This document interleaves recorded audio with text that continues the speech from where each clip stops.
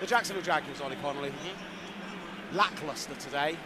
Patriots next week, an eminently winnable game for a talented football team. Do we think they've still got the same head coach in charge come next weekend? I don't even know technically what you could do. Whether you have him stay in London with you, whether you send him home and you all stay, it's really, really difficult. You almost sense that you would either have to fire him before you came for the back-to-back weeks in London, or you have to wait it out and wait till the week after the New England game. That is a winnable game, but we've just been speaking off air about some of the body language during the second and third quarters just being not at the level at all. So you're getting the sense now of a team that just isn't totally invested, isn't still buying in, and you don't want to have a defeat in that New England game when it's very winnable just based on talent. So if you could get some kind of spark, it seems like something that would still be worth doing. DeAndre Swift picks up 3 yards on a toss crack on first down. They're now at the 41. Look, Shad Khan came out before the season, said this is the best Jaguars team from a coaching and talent perspective that he's assembled in his time owning the team. He came out just this Saturday, just yesterday, and backed Doug Peterson, backed this whole coaching staff, backed them to figure it out as Caleb Williams almost throws a short interception, batted down right at the line of scrimmage on second down. Shad Khan has shown real tendency for patience previously. This is why I think Ollie's right. I think maybe it is after next week, but you kind of think, is there anything they can do against the Patriots to ensure he keeps his job? Well, I think it's different because Doug Peterson obviously has that coaching pedigree. He's won a Super Bowl. It's not the same as the situation he had to move on from with Urban Meyer. So it's a very different challenge in the fact that this team isn't responding clearly to the coaching that they're being given. So 3rd and 7, ball at the 41. Caleb Williams at the gun, goes for the toss to DeAndre Swift. Swift has a hole up front, ball comes out, but it is fallen on by a Bears offensive lineman. Swift fumbled the ball there at the 40. It bounced a good 3 or 4 yards upfield. It was fallen on by a Chicago Bear. Doug Peterson was all the way down the sideline. First time out. Jacksonville. The first. It will be 30 seconds. Please set the game clock to 6:07. 6:07 the game clock, please. Apologies, I wasn't calling this drive prior to this because I was chatting to these guys. I think we might be in backup territory. Are we, boys? Makes sense. Let's not keep putting our generational quarterback that we're hoping he is into the game. And so we're getting a little Tyson Bagent action. Look at Mac Jones for the Jags warming up as well. Yeah. Right, Mac Jones warming up for the Jags down in front of us on this sideline. He looks like he's going to be going into the game, the former Patriots first-round pick. Caleb Williams is still in the game for the Chicago Bears. Apologies, that was confusion on my part. Roshan Johnson alongside him. Sending Roma Dunze in a balloon motion, coming back up to the line of scrimmage, calling the mic, and now moving back into the gun. Waiting for the ball, and I think they may have caused a delay of game there. Clock was ticking all the way down to 0. First time out. And they actually take a timeout before we get to the zeros. Will be 30 seconds. They're dragging this out nicely to make sure that Nat Coombs can get settled in the studio and ready for the 6 o'clock games. I'm enjoying this from them. Thank you very much for taking 10 minutes to do about 50 seconds worth of play in a game that's already dead. Really, really appreciate that. This Mac Jones. I think that's interesting because I understand the scoreline. You don't want someone to get injured, but they've been so bereft of life and confidence. You think maybe, is there some kind of spark, some kind of something we can find going into next week? I've never liked the idea of, okay, let's just fall on our sword and we'll go to next week, particularly when, as we were talking about before, every single person on this sideline is under unbelievable pressure right now, right? Some of these guys might not have jobs next week. Trevor Lawrence is going to come in for pelters all week long for another really poor performance. So I just find if they do put Mac Jones to the games it looks like they're preparing for here, that's just not something that I would contemplate doing. Trevor Lawrence just led them on a 17-play, 70-yard drive. It might be in a game where the Bears are playing soft as Caleb Williams looks at Keenan Allen over the middle, out over the 31-yard line. First down, Chicago Bears. Clock is ticking, 6 minutes remaining, 35-16 they lead. Yes, it's a drive which is meaningless in terms of the context of the season, and yes, Chicago probably playing a little soft at this point, making business decisions in key moments, but even so, getting Gabe Davis the ball in his hand after he's missed a lot of time this season, getting him the touchdown after the drops today. We could see some Brian Thomas Jr. action, who's seen barely anything today. Evan Engram, over 100 yards and 10 catches today. There's a lot of things that a lot of people who could take some confidence from their individual performance, and it does seem, as you say, weird to me that they would take Lawrence out of the game. But the only thing is I do have a tendency to go, yeah, but health. Yep. Health is the key thing. Health will always be the reason you do it. And so you put Mac Jones in the firing line and you say, let's make sure that Trevor makes it to next week and we're not playing the Patriots with Mac Jones starting at Wembley. But the question is, where does this team go from here? Because their identity seems just completely lost. There seems no conviction about their purpose and no conviction in terms of the coaching staff and game plan. That's in all three phases. All right, Caleb Williams under centre after a 4-yard gain on first down. 2nd and 6 from the 25. Heavy set line. Toss to Roschon Johnson. Got blockers up front, but really well defended by the Jags. Putting him down at the 26-yard line for no gain. And that'll be 3rd and 6 from about the 25-yard line. I think from my perspective is that you've got this week away, and the Jaguars, we saw it last year with the trip to London where they got the back-to-back wins and it really put their season on fire.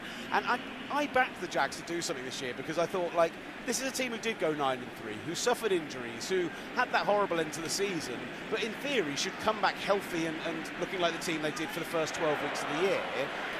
The trip to London was a huge part of why their season was a success up until week 13. As Caleb Williams hands the ball off to Roschon Johnson for no gain, and that'll be a 4th and 5 from the 25 and a field goal for Kairos Santos, who's running out onto the field, about a 43-yarder for this one.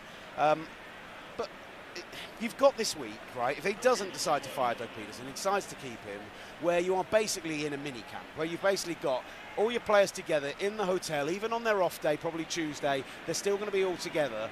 Surely if there's going to be a moment that you bring people together and make something happen and try and inspire something. If you're a leader of men, then you should be inspiring these men. And I don't know. That to me, though, yes, if you win the first week, that sounds incredible. I think you lose the first week, and now you're all looking around going, is this guy going to beat it when we get back? You calling your wife, being like, let's look at maybe moving in the off-season. I just think that bitterness seeps in if you're together for a week off a defeat, and I would not say that ordinarily if you didn't see some of the reactions on the sideline, some of the body language stuff that just looks like, you were saying before, checked out, disconnected, like they're not buying into what's being sold to them. They built an entire team to be a run-the-ball, shot-play team, and they've not been able to do that for much of the season. Trevor's been really poor, and the staff clearly has no ability to adjust on the fly and figure it out themselves, and players can smell it. You'll know this immediately. If the staff don't have the solutions to the problems, you smell it on Monday, and then you get to Sunday and you just check out by the 3rd drive because you know it was going to go that way by about Wednesday afternoon. So I don't think necessarily sitting in a hotel together for a week, if that's how you're feeling, is necessarily going to cure it all. Mac Jones, as you say, is warming up down there. If you look down to our left-hand side, Trevor Lawrence, hands on hips, in conversation with Gabe Davis, Christian Kirk there as well. They're being shown on the TV a lot in that little bunch of players. It's slumped shoulders, it's frustrated faces, it's for Trevor Lawrence, for all his talent coming out of college, and there was a lot to like about him, and people talked about him as a generational talent. The one thing I've never heard anyone talk about him as is like an inspiring leader, a hard worker. You never hear him about the guy who turns up at the facility at 4 a.m. and is the last one to leave the building, like you hear about Jaden Daniels. He's not a man who I think gives you juice. Yes. And this team needs juice desperately right now because I haven't seen any on the field, certainly in the second half. Oh, this time the snap is low, the kick is blocked, and Kairos Santos' field goal falls short, and the game will remain 35-16. So after all the love we poured on Cole Kmet, poor snap, and it ends up being that they do finally miss a field goal. Now they've got to go longer than about 25 yards. So yeah, Jaguars, I think it's going to be fascinating going in there on Wednesday, going up to that training camp, speaking to some of the players like we're going to, trying to suss out the mood of them, trying to see if they can lift themselves between now and Wednesday. Ollie Connolly doesn't seem to sound like it is. Come on, you were on like a Mike Tomlin team. I was about to bring you a Tomlin quote as well. Give me some fire. So what happened, we started 1-4, and what Coach Tomlin always used to say is, go home, get out of the building, because what usually happens is you get small pockets of players trying to solve the world's problems, and they always have the idea for why we're not playing well, the idea that will get us over the hump, but that ends up actually breaking up the team chemistry because you end up with factions in the locker room. So, similar to being able to have a mini camp, losing this game in this way could actually be the opposite of what you would want for a spark, where you have a load of disgruntled, mopey players being able to be around each other the whole time and moan about the fact that this is wrong, that's wrong, should this person be calling these plays like this, we could do this differently, we're not running the ball effectively on this. And then it gets to next week and you're thinking this is a must-win game and a winnable game against the Patriots, and then suddenly you've got 3 different phases of football with different factions thinking that they should have the right game plan or a different game plan imposed, and actually disagreeing with the coaching staff, and there isn't that buy-in to be able to play fast, play free, and play with aggression. It was interesting because before the game, Ollie posed the question about look at the depth chart and pick the guys who you'd want to have in man coverage for your team. I'm now trying to pick through the depth chart and figure out who the leaders are who are going to lift this team. But one guy who I will say, but he's a new in town, Arik Armstead was a big clubhouse leader at the 49ers. He was their nomination for Walter Payton Man of the Year, 4 years running. Much beloved in the building. Those are the kind of characters you're desperately going to need to drag yourselves through this week and try and pick yourselves up. You know, I said it's eminently winnable against the Patriots next week, but if you beat them 13-10 in a scrappy game, you're hardly going to be going home on this huge high as you fly back to Florida. I feel like they need to come out and statement win next week, even if it's only going to send you to 2-5. That is where what you said about Trevor is really important about the juice. He doesn't have the juice, that's fine. And I'm not a huge rah-rah guy. I'd rather have to be like an intellectual solution to the problems, but someone has to bring the juice to the building. Doug Peterson is not a rah-rah juice coach. Trevor's not a rah-rah juice coach. You mentioned Arik Armstead there. He's still not that way inclined. He's like a wonderful guy who everyone loves, but it's not someone who's going to come in and really get in people's face and say, this is not acceptable, this isn't good enough. Devin Lloyd would be the only one. Can you have a linebacker who's been poor and injured come into the building and say, please pick it up, everyone? Because they're all going to be staring at you and saying, hey, bro, you're terrible. That's what's going to happen. And that's where you get, as you mentioned, the problem for me with them this week is what you said is spot on. Cliques forming because you're all away from home. And you can get, as you mentioned before, Will, Christian Kirk and Evan Ingram and Trevor Lawrence together being like, it's Prez Taylor's fault, and then these other guys go and say, no, Trevor's not playing well enough. That to me will be the concern, is how do you separate people during a week when you're all together to make sure that it doesn't overwhelm you all day and all night. On first down on this drive, Mac Jones is in, hands the ball off to Dearness Johnson for no gain. Now he's going to step back, fire over the middle, finds his man out to the 40-yard line, probably down at the 39. It's going to be Brian Thomas Jr. on the catch, and now it'll be 3rd and 4 at that point. All right, we've picked apart the Jags, and we're going to find out a lot more this week.